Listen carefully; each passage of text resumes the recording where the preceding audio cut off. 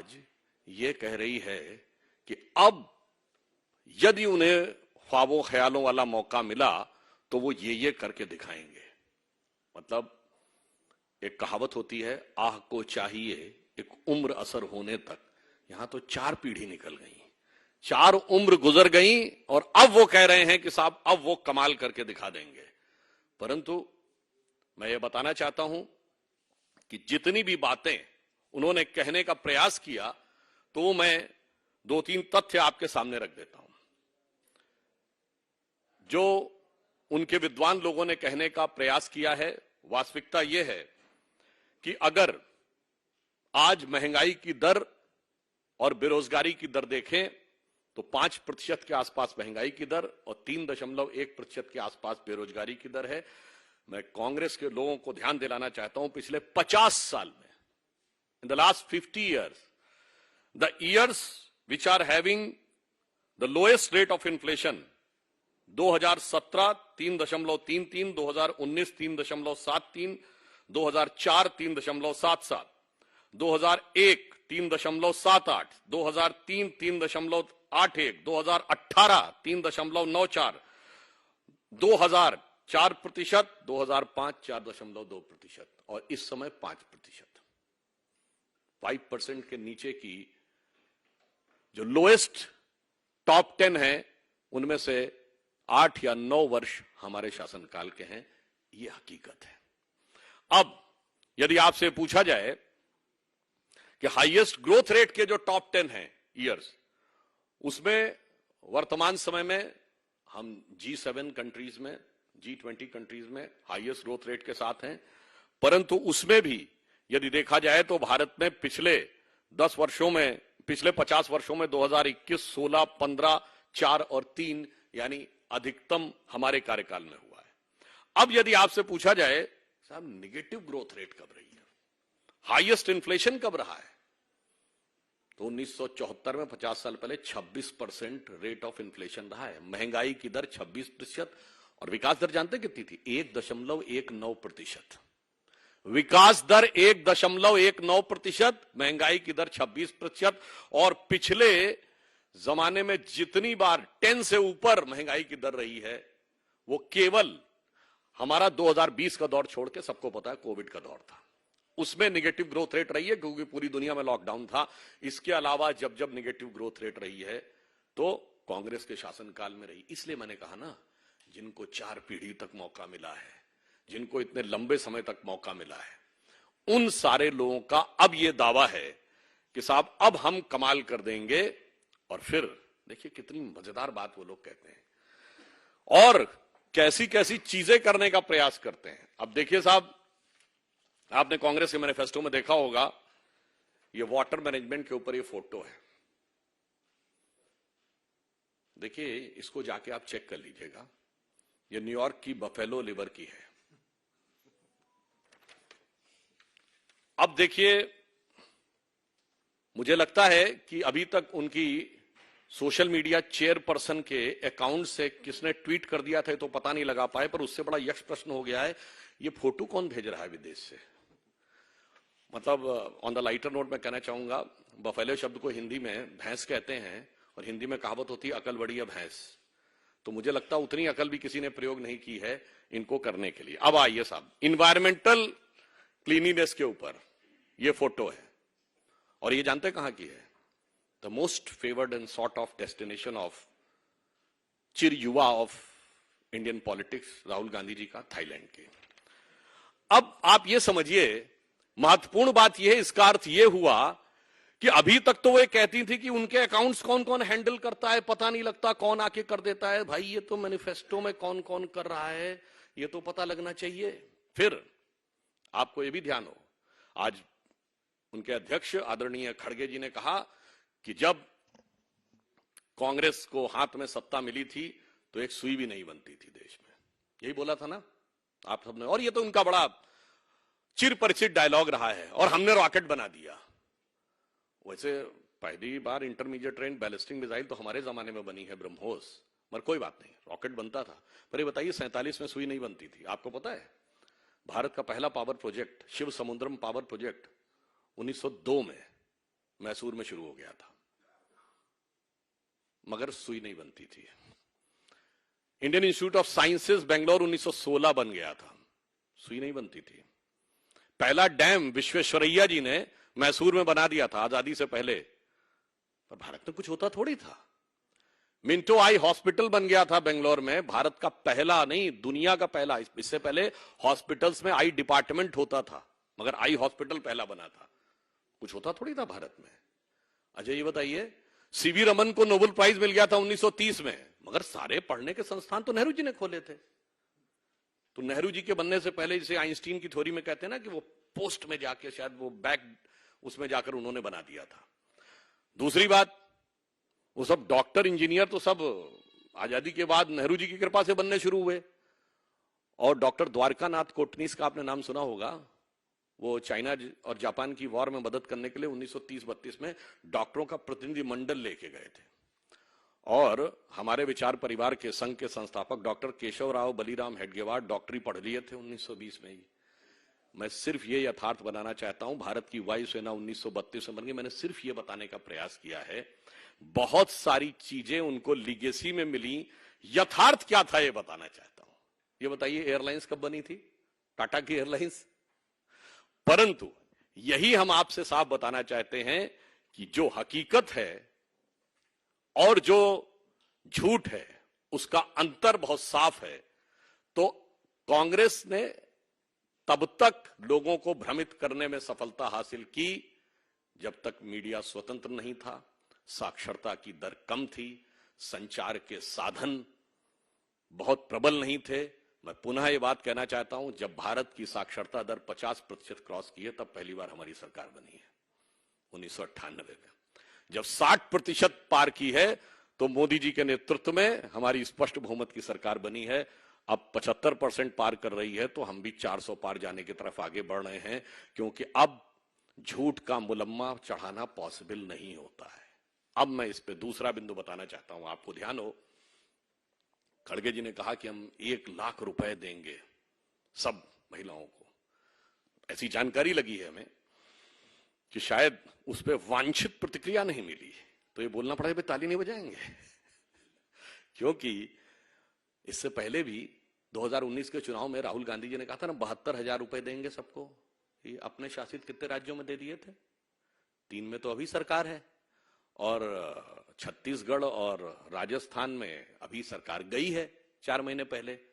तो कितने दे दिए थे? ये अंतर है जिसे कहते हैं पर उपदेश कुशल बहुतेरे।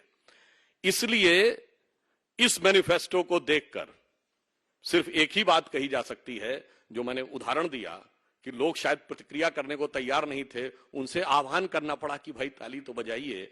जिसे एक पंक्ति में कहा जाता है कि वो पैरवी तो झूठ की करता चला गया, वो पैरवी तो झूठ की करता चला गया, बस उसका चेहरा उतरता चला गया। तो आज ये तथाकथित न्याय, देखिए कितनी मजेदार बात है, इन्होंने अपने घोषणा पत्र का नाम रखा है न्याय पत्र। मतलब 55 साल तो अन्याय किए हैं मान लिए हैं। मतलब कोई नई नवेली पार्टी होती, अजब अलबेली पार्टी, जो इस समय भारत की राजनीति की सबसे नई पार्टी है, जिसके आगे वो पुरानी धुरानी और नई नवेली दोनों मिलके एक हो गए हैं, वो एक बार कहती तो समझ में आता था। आपका इतना बड़ा बैगेज और ये आप कहने का प्रयास कर रहे हैं, इसलिए मैं गंभीरता से कहना चाहता हूं, जिन्होंने भारत की युवाओं की क्षमता के साथ न्याय नहीं किया, जिन्होंने भारत की आर्थिक क्षमता के साथ न्याय नहीं किया, जिन्होंने भारत की औद्योगिक क्षमता के साथ न्याय नहीं किया, जिन्होंने भारत की सैन्य क्षमता के साथ न्याय नहीं किया, जिन्होंने भारत की सुरक्षा के साथ न्याय नहीं किया, वो न्याय ये था कि हमारी फौजें मैदान में जीत के आती थीं और राजनीति की टेबल पर सब कुछ लुटा के सरकारें चली आती थीं। जैसे हम उस जमाने में एक नारा कहते थे कि फौज न हारी, कौम न हारी, हार गई सरकार हमारी। हमारे सैनिकों ने बलिदान देकर जो जो इलाके कब्जे में किए, और इनकी विदेश नीति क्या रही कि पंजाब गया, कश्मीर गया, आधा आधा चला गया, और चला बंगाल गया, और चीन के हाथों मानसरोवर का वहां ऊंचा भाल गया। इसलिए जिन्होंने भारत की सांस्कृतिक गौरव के साथ कभी न्याय नहीं किया, जिन्होंने भारत की सामाजिक समरसता के साथ न्याय नहीं किया, जिन्होंने भारत की योग्यता के साथ कभी न्याय नहीं किया, वो जब भेष बदल कर आकर आज ये कहने का प्रयास करते हैं तो भारत की जनता पूरी तरीके से आश्वस्त है। और मजे की बात, विदेशी फोटो लगाते हैं। हाँ, विदेशी प्रभाव जो है वो कांग्रेस के ऊपर कितना गहरा हो गया है। और यहां मैं पुनः ये पूछना चाहता हूं कि चूंकि वो अभी तक ये बता नहीं पाते हैं कि उनके अकाउंट्स कौन डील करता है और ये फोटोएं कहां से आती हैं, इसमें विषय ये नहीं है कि फोटो गलत लग गई है, विषय यह है कि फोटो विदेश की लग गई है। यह गंभीरता की बात है। यानी अभी तक वो विदेश में जाकर भारत के विरुद्ध अपशब्दों का प्रयोग तो करते थे, मोदी जी से लड़ने के लिए विदेश में जाके गुहार तो लगाते थे, अब विदेश से उधार लाकर फोटो भी लगाने लगे हैं। मुझे लगता है ये अपने आप में और गंभीर प्रश्न खड़े करता है। इसलिए हम स्पष्ट रूप से कहना चाहते हैं कि एक तरफ है हमारे प्रधानमंत्री श्री नरेंद्र मोदी जी के जांचे परखे खरे नेतृत्व में एकजुटता, श्रेष्ठता के साथ हर गरीब को न्याय देता हुआ, विकास के नए पथ पर ले जाता हुआ, सुरक्षा को सुदृढ़ करता हुआ और राष्ट्र के गौरव को बढ़ाने वाला एनडीए गठबंधन, और दूसरी तरफ आपसी अंतर्विरोधों से भरा हुआ, एक दूसरे के प्रति अविश्वास से भरा हुआ, केवल निजी स्वार्थ के आधार के ऊपर एक दूसरे को मात देने की भाव से आकर खड़े हुए, अपने अपने परिवार और भ्रष्टाचार को आने के लिए खड़े हुए भ्रम से भरा हुआ एक गठबंधन। तो ये भ्रम का, झूठों का पुलिंदा और दूसरी तरफ भरोसे की गारंटी। तो मोदी की गारंटी जो भरोसे की गारंटी है और भ्रम का पुलिंदा जो उनके बयान से लेके और फोटो तक दिखाई पड़ रहा है। देश की जनता, विवेकपूर्ण जनता इसके ऊपर सम्यक विचार करेगी। और मैं ये कहना चाहता हूं, जो कांग्रेस की फितरत रही है, आदत रही है, शरारत रही है, उसी के अनुरूप उन्होंने एक बार फिर भ्रम पैदा करने के लिए ही इस प्रकार का मैनिफेस्टो दिया है, जिसमें से एक भी चीज ना उन्होंने केंद्र में रहते हुए कभी पूरी की, ना राज्य सरकारों में रहते हुए पूरी की है। धन्यवाद।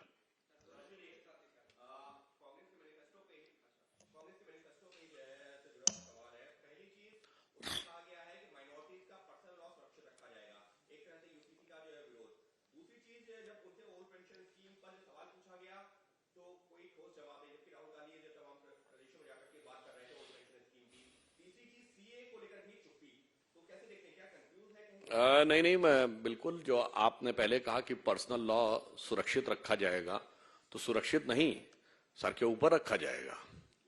क्योंकि मैं पुनः ये बात पहले भी कह चुका हूं, दोबारा कहना चाहता हूं, दुनिया में एक सेकुलर देश बताइए जिसमें सुप्रीम कोर्ट और शरिया में मतभेद हो जाए तो देश की संसद सुप्रीम कोर्ट के जजमेंट को रौंद कर पार्लियामेंट में शरिया को सर्वोच्च न्यायालय से ऊपर कर दे। शाहबानो केस 1985, स्वर्गीय राजीव गांधी प्रधानमंत्री थे और 400 की प्रचंड मेजॉरिटी थी, यानी राहुल गांधी जी के स्वर्गीय पिताजी के समय में। तो वो ये करके दिखाएंगे, वो समानता की बात नहीं करते, वो सीधे सर पे रखने की बात करते हैं। दूसरा बिंदु आपका क्या था? यही तो मैं कहना चाहता हूं कि उनकी स्थिति कुछ ऐसी हो गई, कहा भी ना जाए, चुप रहा भी ना जाए। तो मुझे लगता है मगर देश की जनता को भली भांति समझ में आए। अगला आपका तीसरा बिंदु था, हाँ, सीए को लेकर मैं अवश्य बताना चाहता हूं। देखिए, मैं आप सभी प्रबुद्ध लोगों को और जो करोड़ों दर्शक देख रहे हैं उनको बताना चाहता हूं, सीए को लेकर 2003 में गृह मंत्रालय की एक कमेटी गठित हुई जिसमें था कि सिटीजनशिप अमेंडमेंट एक्ट में संशोधन करना है। उस कमेटी के अध्यक्ष थे स्वर्गीय प्रणब मुखर्जी। उसमें जो सदस्य थे उसमें जनेश्वर मिश्रा जी, ध्यान दें, लालू प्रसाद यादव जी और सपा। उसमें सदस्य थे स्वयं लालू प्रसाद यादव जी, राजद वाले ध्यान दें, कपिल सिब्बल जी, अंबिका सोनी जी सदस्य थे, कांग्रेस वाले ध्यान दें।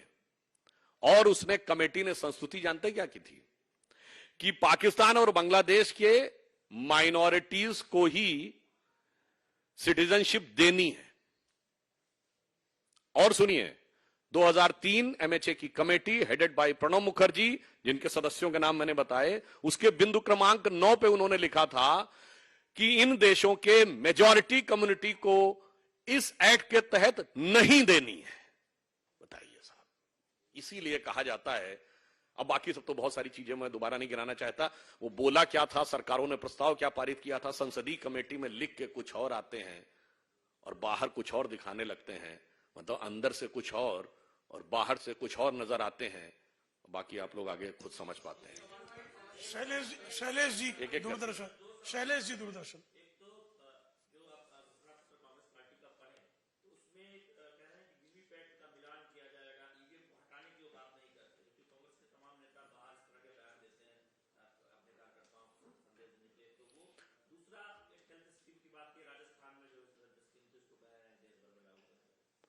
वैसे जहां तक चुनावी प्रक्रिया की बात है तो भारतीय संविधान के अनुसार उस प्रक्रिया के संचालन के बारे में निर्णय लेने का अधिकार चुनाव आयोग को होता है।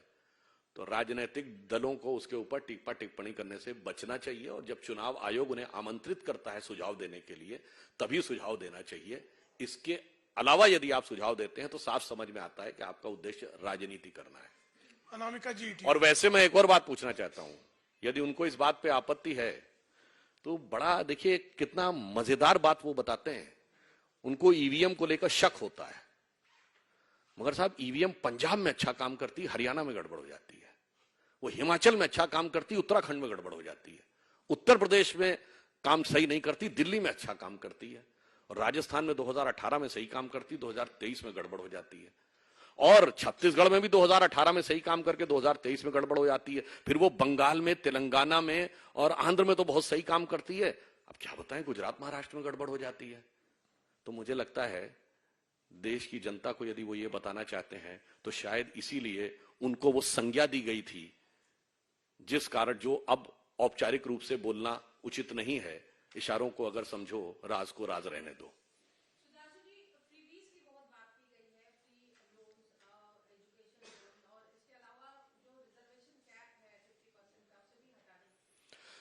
मुझे लगता, मैं पुनः कहना चाहता हूं कि इस विषय के ऊपर मैंने कहा ना, 4 पीढ़ियों से जो उनका स्टैंड रहा है। काका कालेलकर कमीशन की रिपोर्ट नेहरू जी के समय में बनी 1953, रिपोर्ट आई 1955, कांग्रेस रही 77 तक, 22 साल शांति। मंडल कमीशन की रिपोर्ट बनी, गठित हुआ 1978, रिपोर्ट आई 1980, तब तक इंदिरा जी आ गई, 9 साल शांति। तो जिन लोगों ने स्वयं करनी ये की है, उनकी कथनी भरोसा नहीं कर सकता। और मैं पुनः एक बात भी बता देता हूं, ये जो बाकी दल हैं जनता परिवार के, ये जो कहना चाहते हैं, इनको भी बहुत साफ बता देना चाहता हूं, इन लोगों का कभी भी समाज के वर्गों को वास्तविक सामाजिक न्याय दिलाने से कोई लेना देना नहीं था।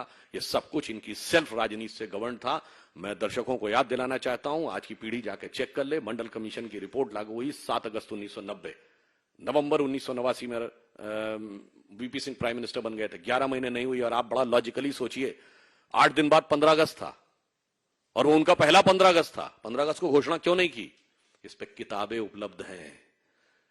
शरद यादव जी ने एक किताब में स्वयं लिखा हुआ है कि 9 अगस्त को देवीलाल की रैली थी और उन्हें लग रहा था कि उस रैली में इतनी भीड़ आने वाली है कि जनता दल टूट जाएगा। और जनता दल की अंदरूनी राजनीति को बचाने के लिए उन्होंने किया, क्योंकि उस समय तक स्वर्गीय देवीलाल जी की कम्युनिटी ओबीसी में नहीं आती थी, ताकि बाकी लोग जाने ना पाए। अर्थात सामाजिक न्याय से इनका कोई लेना देना नहीं था, इनका उद्देश्य अपनी सत्ता को बचाने के लिए था। इसीलिए उनको वास्तविकता में न सत्ता मिली और न वो न्याय वास्तविकता में मोदी जी के नेतृत्व में हमने दिया है।